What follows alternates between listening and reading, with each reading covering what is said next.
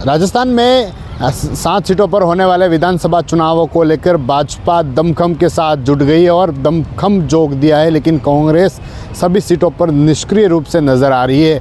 7 सीटों पर कांग्रेस का ऐसा कोई बड़ा कार्यक्रम देखने को ना मिला हो और भाजपा ने इतने बड़े बड़े कार्यक्रम आयोजित किए, यहाँ तक कि प्रभारी और मुख्यमंत्री और प्रदेश अध्यक्ष सभी सीटों पर घूम कर आए और स्थितियों को देखा। लेकिन कांग्रेस में सिर्फ गोविंद सिंह डोटासरा जिन्होंने क्षेत्र को देखा और स्थितियों को पापा, लेकिन जो सक्रियता किस तरह है वह देखने को अभी तक नहीं मिली है। बात कर ले सलूम्बर सीट की, तो सलूम्बर सीट में भी वही स्थिति है। भाजपा के प्रभारी प्रदेश अध्यक्ष और मुख्यमंत्री के 2 से 3 दौरे उस क्षेत्र में हो चुके हैं, यहाँ तक कि कई सारे नेता सलूम्बर में आ गए हैं, लेकिन कांग्रेस अभी भी वहाँ पर सक्रिय नहीं दिखी, पूरी तरह से निष्क्रिय रूप से ही दिखाई दिए। जिस तरह से जो विधायक अमृतलाल मीणा थे, उनके निधन के बाद लगातार भाजपा के दौरे रहे, लेकिन कांग्रेस के सिर्फ गोविंद सिंह डोटासरा जो एक बार वहाँ पर पहुँचे, वहाँ की स्थितियों को देखा और इस तरह से उन्हें लगा नहीं या फिर कांग्रेस की एक्टिवता वहाँ पर दिखाई नहीं दी और अभी भी यही स्थिति देखने को मिली, क्योंकि चुनाव की तारीखों का ऐलान हो गया है।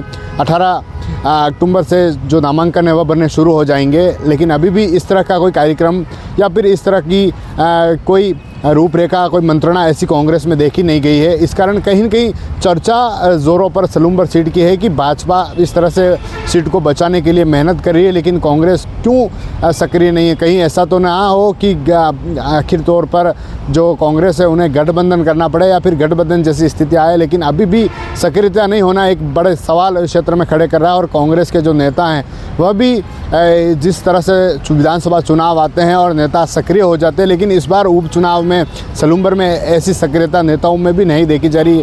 कारण क्या है? या तो लगातार कांग्रेस वहाँ पर 3 जो चुनाव हुए हैं, 2013 का चुनाव हो, 2018 का चुनाव हो या फिर 2023 का चुनाव हो, उन तीनों चुनावों में कांग्रेस लगातार उस सीट पर हारती आई है। भाजपा के जो अमृतलाल मीणा थे वह लगातार 3 बार जीतते हैं। उससे पहले 2008 में कांग्रेस वहाँ पर जीती थी, लेकिन अब 3 चुनावों के बाद कांग्रेस की निष्क्रियता कहीं न कहीं उस और संकेत भी कर रही है कि कहीं न कहीं और इस तरह से भाजपा वहाँ पर जो नेताओं के दौरे हैं, तो उससे तो कहीं साफ है कि भाजपा को नेता मजबूत करने की कोशिश में लगे हुए हैं। लेकिन इन सीटों पर नेताओं की नज़र क्यों नहीं है? क्या उपचुनाव पर कांग्रेस क्यों निष्क्रिय नज़र आ रही है? इस पर भी लोग सवाल खड़े कर रहे हैं और जो कांग्रेस के कार्यकर्ता हैं वह भी इस तरह से सवाल उठा रहे हैं कि जो चुनाव आते हैं, कांग्रेस के नेता लगातार विधानसभाओं के दौरे पर पहुंच जाते हैं, सभा का आयोजन करते हैं, कार्यकर्ताओं से बातचीत करते हैं और वहाँ की क्या स्थितियाँ हैं, किसे व्यक्ति को टिकट देना चाहिए, इस पर चर्चा होती है। लेकिन ऐसा राजस्थान में जो 7 सीटें थी उस पर देखा ही नहीं दिया। खाली डोटासरा आते हैं, चर्चा करते हैं, चले जाते हैं, एक बार कहीं बैठक होती है, लेकिन सिर्फ